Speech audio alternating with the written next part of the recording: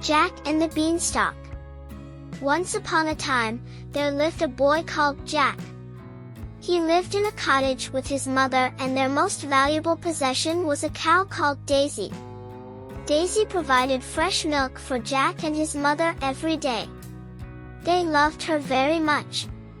Sadly, the day came when Jack and his mother had no money left. Jack's mother told him that he would have to take Daisy to the market to sell her. Jack was distraught, but he knew that they had no choice.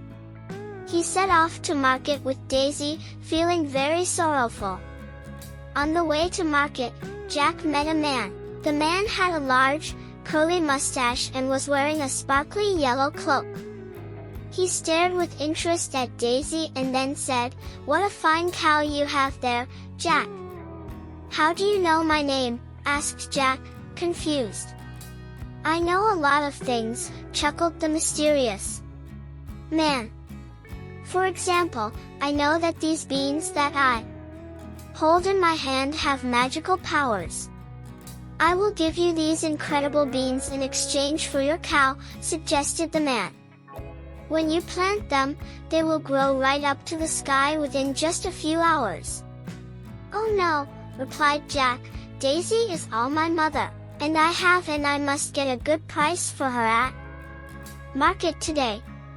With these beans, you will never have to worry about money again," said the man persuasively. At last, Jack gave in and swapped Daisy for the beans. When Jack arrived back at his house, he skipped excitedly into the kitchen. "Are you back already, Jack?" asked his mother. "I do hope you got a good price for Daisy." "Better than that, Mother," sang Jack. "I have magical beans." He started to explain about the man he had met, but his mother was not listening. She was extremely angry. She took the beans and threw them out of the window. Jack was sent to his bedroom. He lay down on his bed and cried himself to sleep. The next morning, Jack woke up and noticed that his bedroom was much darker than usual. A shadow fell across the room. He ran outside to investigate. Jack was astounded by what he saw in his garden. Overnight, the beans had grown into a gigantic beanstalk. It was thicker than the trunk of an ancient tree and covered in healthy green leaves. It was the most amazing plant that he had ever seen. The beanstalk went up high into the clouds. He could not see the top of it. "I will climb this beanstalk," said Jack, feeling determined. Jack was fit and strong and started to climb the beanstalk with ease. However, the higher he climbed, the harder it got to find things that he could grab onto. Soon, his limbs started to tire. "I must go on," he said to himself firmly. He grasped the beanstalk and climbed higher up into the clouds. Eventually, he reached the very top. Jack saw an enormous castle.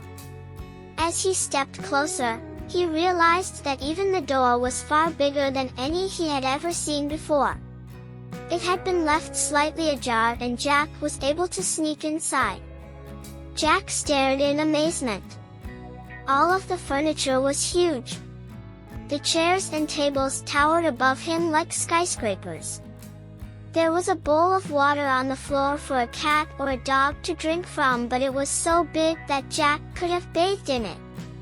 Suddenly, the floor beneath Jack's feet began to shake and Jack heard a loud rumbling noise. His heart was beating loudly in his chest as he scurried quickly inside a cupboard to hide. A colossal giant marched into the room. Jack peered nervously through a hole in the cupboard door. The giant's face was covered by a bushy brown beard. He had rosy cheeks and there was not one single hair on the top of his head. "Fee! Fi! Fo! Fum! I smell the blood of an Englishman," bellowed the giant menacingly. Jack shivered with fear. The terrifying giant sat down at the table. On the table was a hen and a golden harp. The glittering harp caught Jack's eye and, although he was petrified, he watched with fascination. "Lay," said the giant, and the hen laid an egg. The egg was made of solid gold. Jack was mesmerized by the bright, shining egg as he watched through the hole in the cupboard door. "Sing," said the giant, and the harp sang.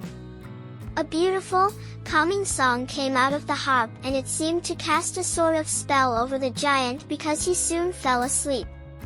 When Jack was certain that the giant was fully asleep, he crept out from his hiding place and skillfully climbed up the table leg and onto the tabletop.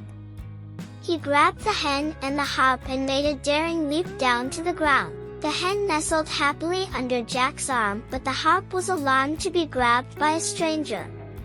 As Jack headed towards the door, the harp cried, "Help, master!" The harp's shouting woke up the snoozing giant. He jumped up from his chair and spotted Jack. "Fee! Fi! Fo! Fum!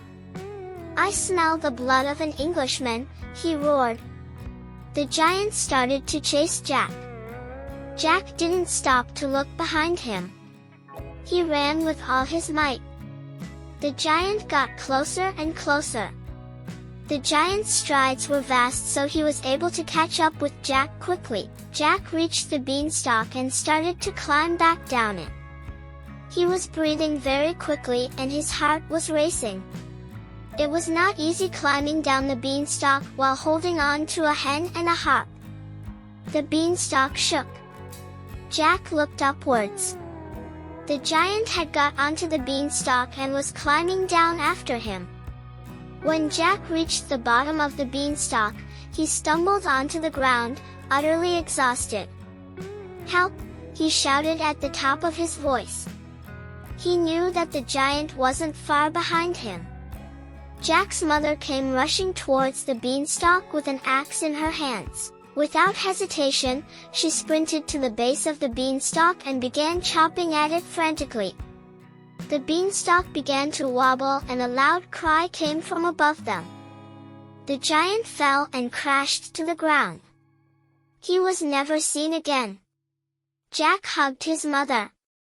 "Thank you," he smiled, still out of breath and shaking all over. "I'm so glad to have you back, Jack," she whispered, looking at him lovingly. Jack's mother was delighted to see the golden harp and the hen. The harp now seemed happy to call Jack his new master. And the hen quickly started to lay golden eggs on Jack's command.